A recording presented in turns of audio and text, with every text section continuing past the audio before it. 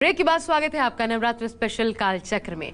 और अब जो सवाल मैं पंडित जी से पूछने जा रही हूँ वो सबसे महत्वपूर्ण और जरूरी हो जाता है, क्योंकि कल अष्टमी परसों नवमी, और ऐसे में अष्टमी नवमी पर कन्या पूजन का मुहूर्त क्या है ये भी जान लीजिए, और इन दोनों दिनों में कन्या पूजन करने का सर्वोत्तम समय क्या है। अगर आप इसका इंतजार कर रहे थे तो अब वो पंडित जी से जानते हैं। पंडित जी, वक्त क्या हो सबसे शुभ मुहूर्त? देखो, आशा ऐसा है, सारे देवी देवताओं के हवन में अग्निवास का विचार किया जाता है।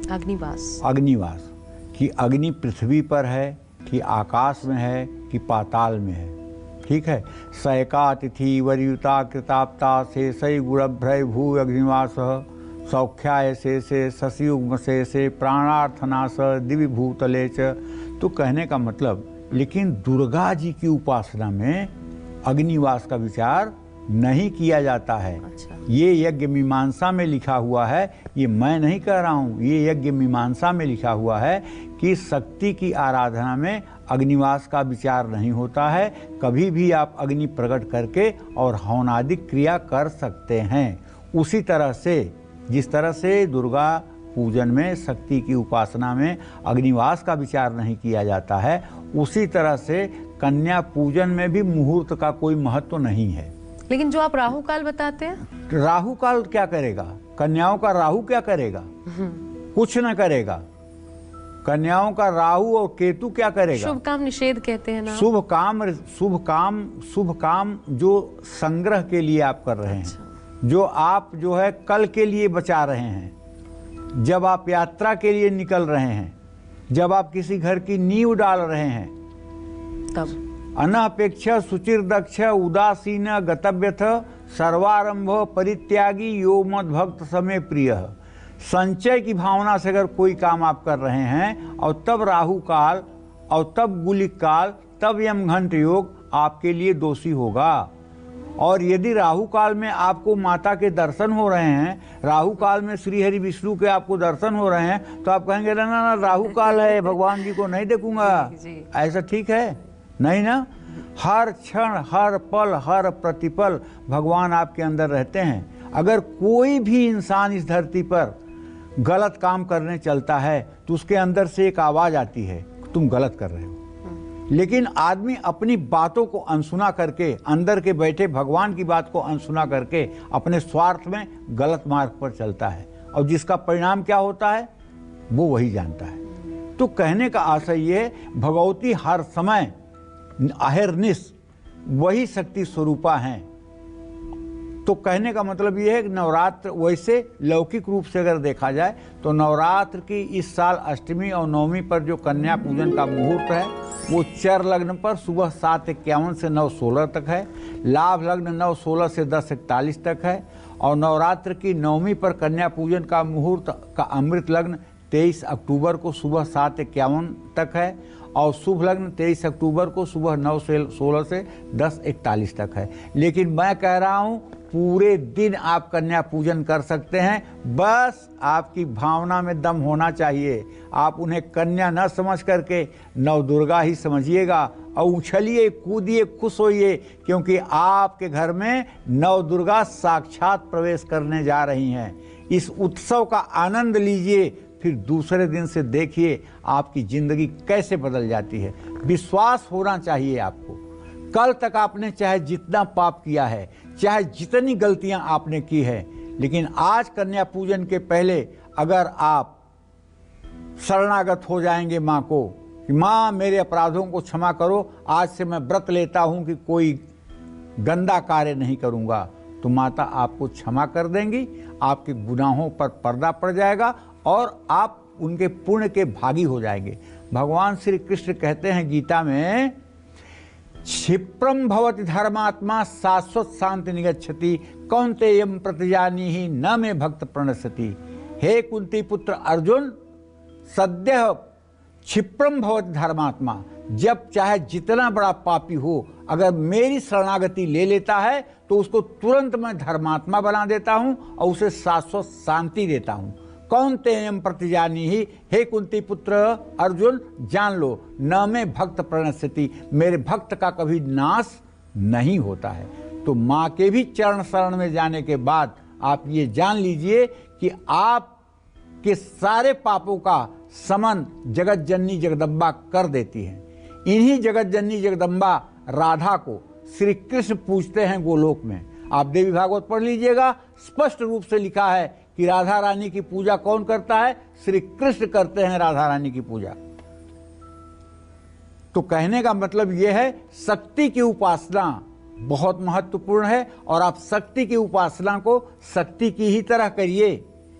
जैसी आपकी भावना, जाकी रही भावना जैसी, हरि मूरत देखी तिन तैसी। आपकी जैसी भावना रहेगी वैसा आपको फल मिलेगा। अगर उन 9 कन्याओं में आप 9 देवियों को देख पा रहे हैं, उन्हें अपने घर में उनके चरण आप पड़वा रहे हैं, तो निश्चित रूप से ऋण, रोग और दरिद्रता से आपको मुक्ति मिल जाएगी। दुनिया की कोई ताकत नहीं है कि उसके बाद भी आपके घर में किसी तरह का अभाव हो। जय मां विंध्यवासिनी। पंडित जी, मैं जो व्रतधारी हैं उनके लिए एक और चीज़ जानना चाहती हूँ। सौंफ, मिश्री या फिर जैसे बीज हो गया, अलसी का बीज होता है या तरबूजे का बीज होता है, ये तमाम चीज़ें लोग खाते हैं। ये व्रत में खाना निषेध तो नहीं है? क्या ये खाया जा सकता है? इससे व्रत तो नहीं टूटता? देखो बेटा, व्रत टूटेगा। अगर जिह्वा विलास के लिए आप कुछ भी खाएंगे तो सारी चीज़ों से व्रत टूटेगा, चाहे वो फल ही क्यों ना हो। जिह्वा विलास के लिए अगर आप खा रहे हैं, मन कह रहा है ये खाने का, अरे तुम्हारे मन में आग न लग जाए, तुम्हारी जीभ न कट जाए। मन नहीं, शरीर को चलाने के लिए कुछ, अगर व्रत कर रहे हो तो शरीर को चलाने के लिए कुछ खा लो, कुछ पा लो जो मिल रहा है। मन कह रहा है व्रत में ये खाने का, मन कर रहा है व्रत में वो खाने का। मन कह रहा है कि इंद्रियां कहलवा रही हैं तुमसे। चटोरे बने हुए हो, कहते हो नवरात्र का व्रत रह रहा हूँ, और कूटू के आटे की कचौड़ियाँ बनवा करके, फर्स्ट क्लास सब्जी बनवा करके, सेंधा नमक डाल करके, और बैठकर जितना रोज खाते हो उससे दुगना ठूस रहे हो और कह रहे हो कि मैं बहुत बड़ा व्रती हो गया। और ये भी लाइन आपने सुनी होगी, ऐसा व्रत तो हम रोज कर सकते हैं। कई लोग कहते हैं व्रतधारियों को देख के। तो कहने का मतलब, इस शरीर को तपाना चाहिए, इस शरीर को तपाना चाहिए, इस शरीर को पता लगे कि व्रत क्या है, इंद्रिय संयम कैसे होता है। तो कहने का आशय यही है। और जैसे अशुद्ध और जितनी भी तामसी वस्तुएं समाज में कही गई हैं, उन किसी वस्तुओं का सेवन नहीं करना चाहिए, सात्विक वस्तु का सेवन करना चाहिए। और जो ईमानदारी और परिश्रम से प्राप्त हुई वस्तु है उसी का सेवन करना चाहिए। जय मां विंध्यवासिनी। कन्याओं को पूजन के बाद क्या दान दिया जाना चाहिए, पंडित जी ने आपको बताया, लेकिन क्या दान देने से, क्योंकि ये महादान होता है, क्या दान देने से किस प्रकार का लाभ होता है? लाभ की कामना हालांकि पंडित जी करना नहीं चाहिए, आप यही कहते हैं, लेकिन फिर भी क्या दिया जाए तो सर्वोत्तम फल मिलता है, किस रूप में? देखो पूजा 2 प्रकार की होती है, एक सकाम पूजा, एक निष्काम पूजा। ठीक है ना? अगर आपकी आदत ही पड़ गई है रोने की, भीख मांगने की, तो हर काम को सकाम करिए, हर चीज़ को फल के उद्देश्य से करिए कि देवी को ये चढ़ा देंगे तो ये मिल जाएगा, वो कर देंगे तो वो मिल जाएगा। मैं आपसे ये इसलिए पूछ रही हूँ पंडित जी, मैंने कई बार आपको सुना, आप कहते हैं ना बांसुरी अगर आप श्री कृष्ण जी को चढ़ाइए तो फिर संतान सुख की प्राप्ति होती है। इसमें कोई दो राय नहीं है। हाँ, तो इसमें कोई दो राय नहीं। सकाम पूजा का भी महत्व है। सकाम पूजा में भी जो लोग श्रद्धा पूर्वक जो चीज निवेदित करते हैं उसका परिणाम माता देती हैं। हाँ। लेकिन कहने का मतलब उत्तम तो ये होगा कि कभी कभी निष्काम पूजा भी कर ली जाए। ठीक है ना?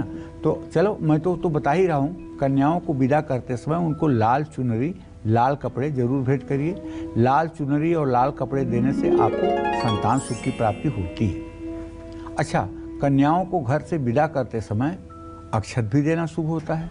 अक्षत देने से घर में धन धान्य बना रहता है, बरकत होती है। नवरात्र में कन्याओं को दक्षिणा, खूब पैसा दीजिए और दक्षिणा दे करके विदा करिए और अपनी क्षमता अनुसार दीजिए। ये नहीं कि बस 10 और 20 रुपया दे दिया तो बहुत हो गया, 500 की नोट भी दीजिए। अपनी क्षमता अनुसार आप कन्याओं को दक्षिणा दीजिए। कन्याओं को अगर आप दक्षिणा देंगे तो आपका खजाना कभी खाली नहीं होगा, हर समय आपके अलमारी में पैसा ठूसा ठूस रहेगा। कन्याओं को कुछ मीठा खिलाकर विदा करने से माँ दुर्गा का भोग लग जाता है और इससे बृहस्पति ग्रह, गुरु ग्रह मजबूत हो जाता है। जिन लोगों की कुंडली में गुरु चांडाल योग है और वो लोग गुरु चांडाल योग से पीड़ित हैं, उनको तो जरूर चाहिए कि सभी कन्याओं को एक पीले रंग का रसगुल्ला जो आता है ना, पीले रंग का रसगुल्ला, उसे जरूर खिलाना चाहिए। जहां आप सोना दान करके राहु गुरु चांडाल योग से मुक्ति पाएंगे, वहां कन्याओं को केवल पीला रसगुल्ला खिला करके आप वही सुख पा सकते हैं। ये मेरा आजमाया हुआ नुस्खा है, इसको आप करके देख लीजिए, आपको जरूर फायदा होगा। जय मां विंध्यवासिनी। एक चीज और, क्योंकि अक्षत का जिक्र आया पंडित जी, इसलिए मैं आपसे जानना चाहती हूँ, उसके बाद हम अपनी इसी चर्चा को आगे बढ़ाएंगे। अक्षत जो हम पूजा में भगवान को चढ़ाते हैं, उस अक्षत का क्या करें बाद में? पानी तो आप बताते हैं कि पौधों में डाला जा सकता है, जो शिव जी पे मानिए जल चढ़ाए। अक्षत जो बचा रहे उसको आप अपने नित्य पूजन की सामग्री में रख लें। अक्षत का मतलब जो साबुत चावल होता है, हाँ। ठीक है ना, उसको आप नित्य पूजा करते हैं, नित्य पूजन की सामग्री में उसे रख लीजिए, वो अपवित्र नहीं होता है। तो दोबारा चढ़ा सकते हैं? नहीं, एक बार चढ़ा हुआ चावल जो है वो तो सब समेट करके आप किसी पवित्र नदी में विसर्जित करेंगे। हाँ, वही ठीक है। लेकिन जो अवशेष बचा हुआ है, जिसका पूजा में प्रयोग नहीं किया गया है, उसको आप अपने नित्य नैमित्तिक पूजा के प्रयोग में ला सकते हैं। हमारे कहने का मतलब ये है। और जो आपने चढ़ाया है या चावल से चढ़ाया हुआ, आज जैसे चावल से सर्वतोभद्र मंडल बनता है, खोडस मातृका बनती है, चतुष्षष्ठी योगिनी बनती है, ये सब चावल से ही बनता है। वास्तु पुरुष बनता है, एको नविंशत क्षेत्रपाल बनता है, और नवग्रह मंडल बनता है। सब चावल को ही रंग रंग करके बनाया जाता है। तो ये सारे चावल इकट्ठे करके किसी पवित्र नदी में विसर्जित करना चाहिए। चिड़िया को डाला जा सकता है? हाँ, चिड़िया को भी डाला जा सकता है, लेकिन उत्तम गति उसकी जो है वो मतलब कि किसी नदी के किनारे थोड़ी सी बालू हटा करके उसमें डाल देना चाहिए और उसे फिर बालू से ढक देना चाहिए, ताकि पवित्र नदियों में पॉल्यूशन भी ना हो और उसको मतलब कि मछलियाँ खा करके अपना घर के अन्न में वापस उस शुभ हो गया वो चावल, उसको अक्षत को डाल दिया घर के अन्न में, वो भी शुभ है। ठीक है।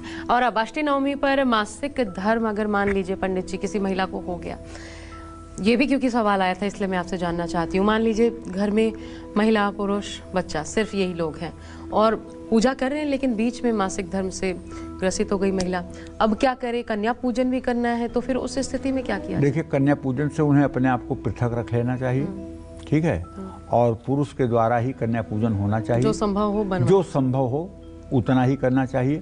नहीं, अगर किचन में काम करने लायक पुरुष की स्थिति है, पुरुष को ज्ञान नहीं है, तो बाजार से उत्तम फल और मिठाइयाँ ले आकर के, जलेबी और दही ले आकर के कन्याओं को खिलाना चाहिए और उन्हें दक्षिणा देकर के विदा करना चाहिए। ठीक है, उसमें खुद किसी भी रूप में सम्मिलित नहीं होना है। और चलिए, इसी के साथ वक्त अब एक और ब्रेक का हो चला है, लेकिन ब्रेक के बाद पंडित जी से जानेंगे जल्दी शादी और कर्ज से मुक्ति पाने के कन्या पूजन से जुड़े महा उपाय से भी जुड़ा उपाय आप अष्टमी नवमी पर कर सकते हैं। कैसे बताएंगे आपको पंडित जी इस एक छोटे से ब्रेक के बाद। आप बने रहिए हमारे साथ, देखते रहिए नवरात्र स्पेशल कालचक्र। जय माता दी।